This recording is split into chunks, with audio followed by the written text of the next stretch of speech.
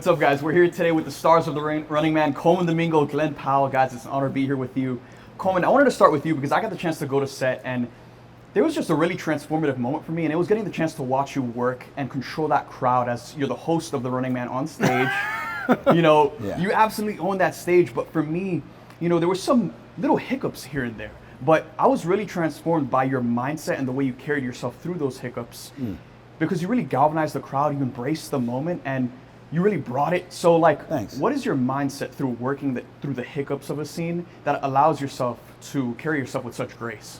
I think because maybe, I don't know if it's because I'm from the theater as well, that I feel like you sort of invite hiccups and sort of imperfections and know that it's never an ego thing. It's just like, oh no, we're going to get that. Even like whether it's camera, whether it's performance, whether it's whatever. I feel like I liberated myself maybe a long time ago, just say like, oh no, it's okay. I like performance to be a little imperfect. I'm never going for perfection. So I feel like I invite that in because like John Patrick Shanley would say, you have to leave room for the divine to reside.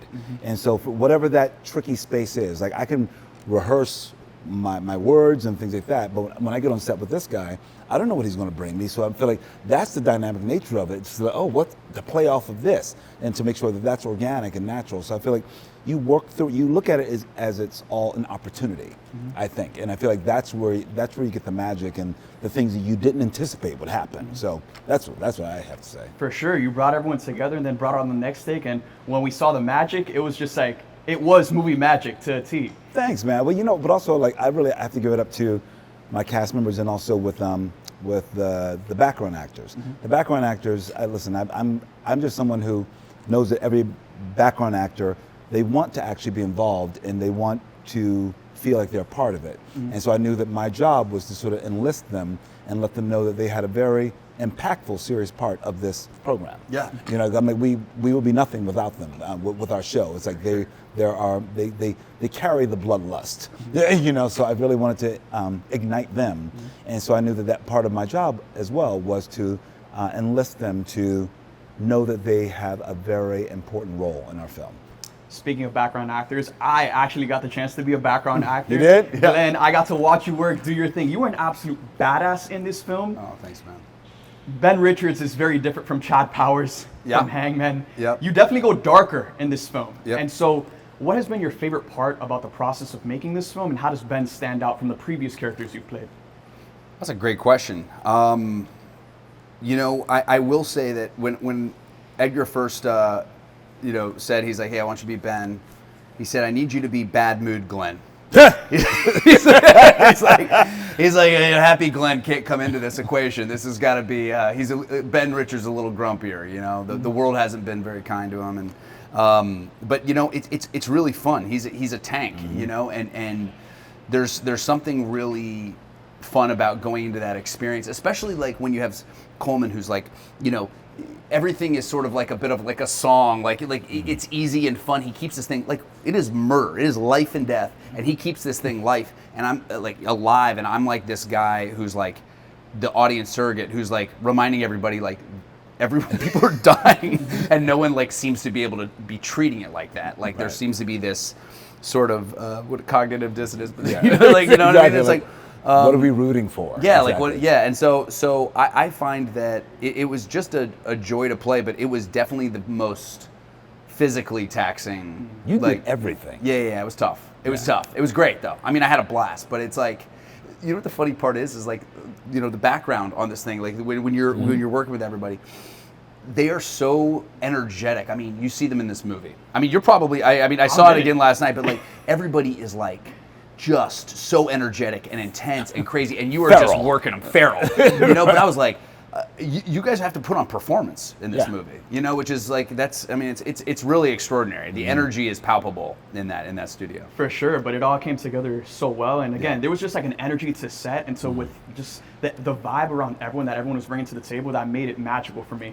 And so, Colman, you're a fashion savant. Let's get this out the way. You are the best dressed man in all of Hollywood. Well, man, thank you. I wanted to ask you, how does fashion influence character? Because your character in this film certainly has a ton of unique outfits. Did you have any say in the way any of those costumes came together? Fashion and style does have some. If you can get in the kitchen with your director and designers early on, you start to figure out what the language for it. I mean, people will know that, like, yeah, my own personal style is different than, like, let's say my character in Sing Sing, or Ma Rainey's Black Bottom or Rustin or something. Now, but this, I walked in and they were like, on the script it said he's the most famous show host in the world. And everyone watches him. They aspire, you know, every guy aspires to be like him. Every woman kind of likes him as well. And so I feel like that already I said, oh, I wonder how he's going to dress. And I go to my first fitting and they're like, oh, we're going to have him dripping in Dolce & Gabbana. I said, perfect. So everything about him had to be perfect and had to be a showman. And I feel like everything about it he wears. Everyone's watching him. He's wearing diamonds. His jewelry, his hair is perfection. Everything about him. Even when they introduced the hat, they were like, hey, are you good with the hat? I'm like, are you kidding me? What game show host has a hat? Yeah. I'm like, this guy does. So he starts with it, and then I didn't know we were gonna have choreography as well. And I'm like, oh, that helps with movement and his style. And so I feel like we really did look at his looks and really make sure that he's iconic and make sure that even his silhouette feels like it could be the 1970s, it could be the 80s, that there's references throughout in his silhouette. So everything about that is conscious, yeah. And we have incredible designers in every single department on this movie. 1000%. Yeah. You know what's also a really cool little Easter egg is Bobby T has like perfume ads and watch ads that I'm like walking by in the city. Like he's so clearly famous that for all of his style. Branding is everything. It's so funny, dude. It's so good. It's so good. Yeah. That's amazing. I can't wait to see those Easter eggs. When It's the film funny. comes It's out. funny. A little bit before I got the chance to go to this set, I was on the set for Mission Impossible: The Final Reckoning, and seeing Tom Cruise and witnessing the beast that is Tom Cruise in person. Glenn, you know very well that there are the leads of films and then there are leaders of films. Yep. Tom is certainly one of those leaders. For you, what has been the best piece of advice that you've gotten from him over the years, or something that stays top of mind? Because when I was on set for Running Man, I noticed that both of you guys carry yourselves in a similar sense. You treat everyone with so much respect. You are always involved in everything, and you have such a light energy to you that makes everything fun, even though there's obviously a lot at stake. Yeah. Yeah. I mean, look, at the end of the day, filmmaking is a team sport, you know, and just like we were talking about, like doing a dance with camera, you're doing the same thing with lighting and costumes and bringing, production design and makeup and hair and all these, and everybody is kind of coming together. Even props, so you're sitting there going like, a prop can be definitive of how you play a character. You're like, oh, that tells me how to, play it differently and all these things. So it's like all these things kind of come together to create like a wonderful magic trick for the audience. And I think what at least is so fun for me is when I get to work with like insanely talented people who are also genuinely good people. It's the best part about this job, right? Like when you're getting to work with your heroes and you're like, these are great people as well. And you're getting to kind of build something. You're getting to kind of create something. Like there's literally nothing better. And I just love it in Hollywood when good people win, and you get to watch the good ones like sail, because it sure makes it more fun when you get to galvanize an entire crew to be like, wow, we're going to make something really special, and everybody loves the process. And I'll also add, this man being in the center of this, because we know it all revolves around Ben. He's very generous and gracious and kind, and he sets the tone. I think that's the best thing of anyone who has if there's how can I say this? You're the leader on set, but you know that you have everyone's coming in and out, coming in for their days and their days of work, and they set the tone. And this one is a real awesome leader. Oh, thank really, you. Truly. I mean, it's been amazing to see you rise, man. I can't wait to see you team up with Tom again for Top Gun Maverick. Guys, I fully meant to say Top Gun 3, bro. I just choked in the moment. I'm sorry. I fumbled. But, yeah. Obviously, going from the Running Man back to Hangman.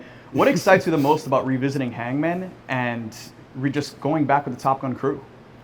Look, what's been so fun is watching that Top Gun crew all have, look, when we made that movie, we started that movie in 2018, and we finished that movie, the movie was released in 2022. Wow. And no one really knew what it was going to be on the other side of it. So to watch everybody just have this amazing rise and getting to do this job at the highest level with amazing filmmakers and great actors, it's awesome. So I think it's really fun because, we get to return to Miramar with sort of a new spring in our step. It's really fun. Colman, my last question is for you. I know alongside acting and fashion, one of your biggest passions is hosting. If Colman Domingo had his own talk show, what would that look like? Well, the funny thing is I have one in the works, to be honest. I do. So you may find out what it looks like soon. Yeah. Yeah, but I do have one. I've had, I've done short form hosting work on I had a show called You Are Here and during the pandemic called Bottomless Brunch at Coleman's. But for me, it's always an opportunity to really get to know people in a different way. I think that's what I'm interested in. I think ultimately, it goes back to I was a journalism major in school, and I think that I'm just curious about people and how do we come together, how do we evolve, culture at large. And so I feel like, maybe next year you'll see it. And I won't tell you much more, but it'll be high style, high concept, but really at the heart of it, really about connecting us as human beings and let us know we're more alike than unalike. I cannot wait to see that come to life alongside the Running Man. It's been an honor talking with you guys. Thank you guys for making this movie. And Thanks. It's been an honor. Thank you. And he'll be my first guest. Hell yeah. There you go. Done right now. There we go. Good.